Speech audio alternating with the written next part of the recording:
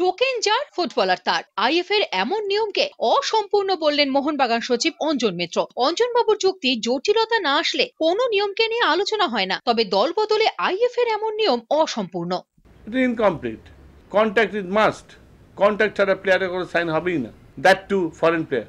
যারা রুলস নিয়ে রেগুলেশন নিয়ে আছে তারা জানে ফিফার লাস্ট ওয়ার্ড, এবং আমার ধারণা আইএফএ সেই দিকে নিশ্চয়ই যাবে।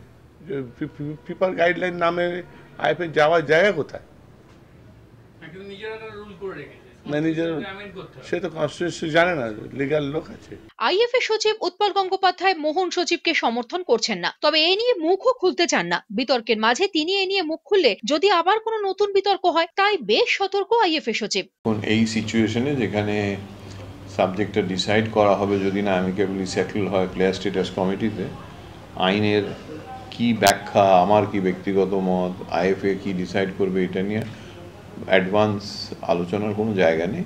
প্লেয়ার স্ট্যাটাস কমিটি সব দেখে করবে। প্লেয়ার স্ট্যাটাস কমিটি যখন ডিসাইড করবে সব আইন, সে আইনটা কমপ্লিট কি ইনকমপ্লিট, তার উপরে সুপিরিয়ার আইন কি, তার ইনফিরিয়ার আইন কি, সব দেখে ডিসাইড করবে।